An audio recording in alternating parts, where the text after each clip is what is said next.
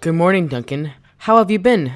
I don't want to talk, Thomas. I've had a bad week. Why, Duncan? What happened? Ha ha, Dira, Duncan. Ho ho, that never gets old. Bertram happened. I derailed while pulling some Slate cars, and he witnessed it. For the past week, he's been joking around with the other engines. Oh, I'm sorry. Well, gotta go, Duncan. See you around. As Duncan sat there in the station, he thought how he could get back at Bertram for teasing him. Later that day, Duncan was traveling down the line and approached Glennock. There in a siding was Rheneas. Hello, Duncan. Cut the jokes, Rheneas. Excuse me? Don't say any jokes, Rheneas. I'm not in the mood. I wasn't going to say any jokes. I was just going to say that Mr. Percival wants to speak with you. Oh, no. Duncan later arrived at the sheds to find Mr. Percival waiting for him. Duncan, tomorrow morning a shipment of Slate will be at the transfer yards. I would like you to pick it up.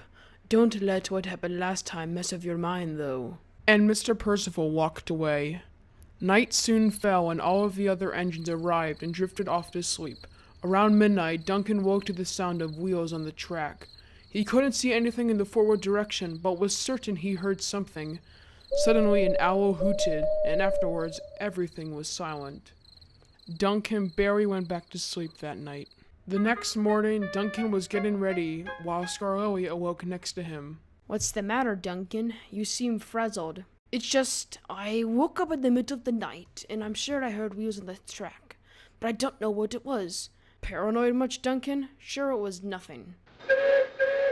Oh, you lot. I'm sure I heard something. Duncan arrived at the transfer yards and was coupled up to the train of Slate.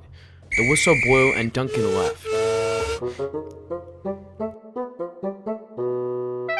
He carefully traveled as he didn't want to derail like last time. Don't derail. Don't derail.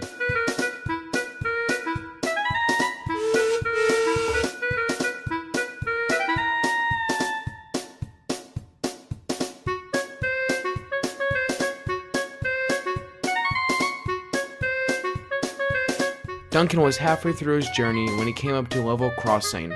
The line was clear until suddenly a truck quickly came into view. He obviously was not stopping. Duncan applied his brakes as fast as he could. Duncan stopped short of the crossing and the truck zoomed by. No one was hurt. Phew, that was close.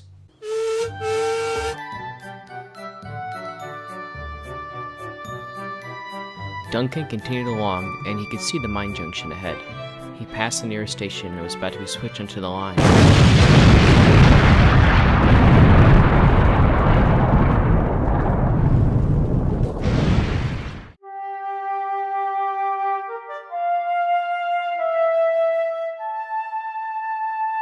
The passengers at the station quickly rushed off the platform to see the commotion.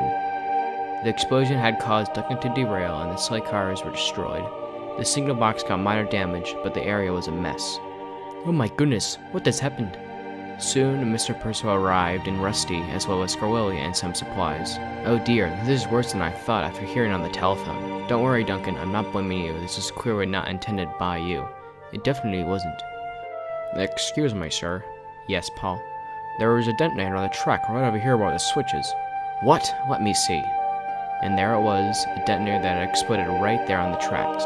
I don't understand. Why would someone do this? Why would they sabotage a train? Beach me. Duncan, Mr. Percival, and all of the workers stared on at the detonator in shock as the sun rose over the small railway.